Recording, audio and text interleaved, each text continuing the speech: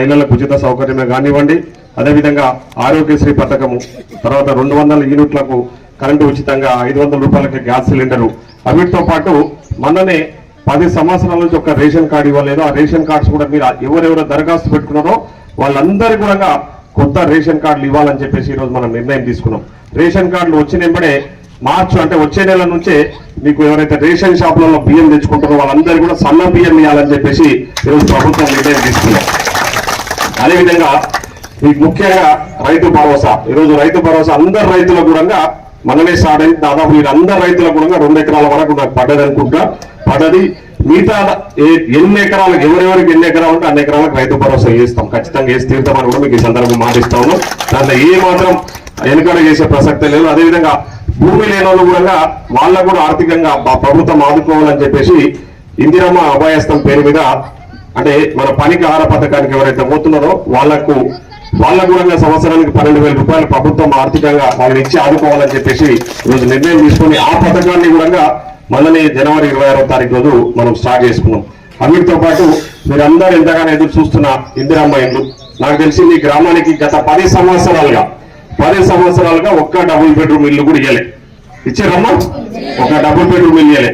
So ఈ రోజు నేను వస్తున్నప్పుడు మీ సర్పంచ్ అదే చెప్తున్నారు, మీ తాజా మాజీ సర్పంచ్ అన్న మా ఊరికి ఫస్ట్ మాకు ఇల్లే కావాలి, వేరే ఏం కాకపోతే సరే ఇల్లే కావాలని చెప్తున్నారు.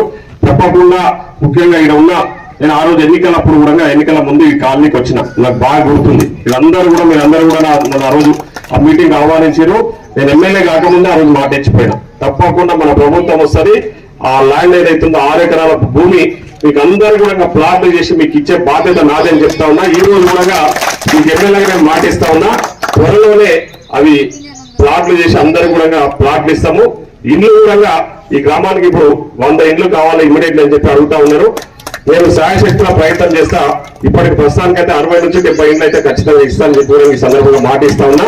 మొదటి విడత అంటే ఇట్లా ప్రతి సంవత్సరం ఇస్తాం, ఒక సంవత్సరమే కాదు ఇండ్లు ఇచ్చేది, ఈ సంవత్సరం ఎందుకంటే నియోజకవర్గం అందరికీ కూడా సర్దాలు కాబట్టి సో ఈ సంవత్సరం ఇవి వస్తే వచ్చే సంవత్సరం మళ్ళీ చాలా మందికి ఇండ్లు ఇస్తాము. దాంట్లో ఎక్కడ కూడా ఎందుకంటే గతంలో మీకు తెలుసు ఎస్సీ కాలనీలలో ఎవరైనా ఇండ్లు కట్టుకున్నారు ఇందిరమ్మ ఇండ్లు అంటే అది కాంగ్రెస్ ప్రభుత్వం ఇచ్చింది.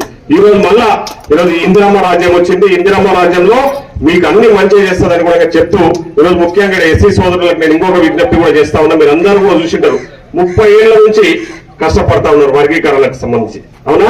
30 ఏళ్ల నుంచి కొట్లాడుతా ఉన్నారా వర్గీకరణ చేయాలని చెప్పేసి ఎవరు కూడా ముందుకు రాలేదు. ఈ రోజు రేవంత్ రెడ్డి గారు ధైర్యంగా ముందుకు వచ్చి ఎస్సీ వర్గీకరణ చేసి జనాభా ప్రాతిపదికన వాళ్ళకి రిజర్వేషన్లు ఇవ్వాలని చెప్పేసి ఎస్సీ వర్గీకరణ కూడా చేయడం జరిగింది. సో ఇట్లా అదే ఎస్సీ వర్గీకరణ ఒకటి కాదు, బీసీ కులకరణ.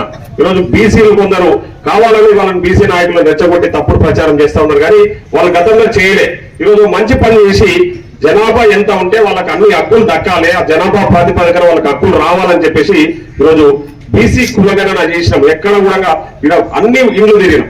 ఎవరైతే కావాలని ఎవరైతే సర్వేకు వివరాలు ఇవ్వలేదో వాళ్ళ వివరాలు రాసుకోలేదు తప్ప ఇల్లు తిరిగి అన్ని వివరాలు కూడా సేకరించడం, ఆ వివరాలన్నీ కూడా ప్రభుత్వం దగ్గర ఉన్నాయి. ఈరోజు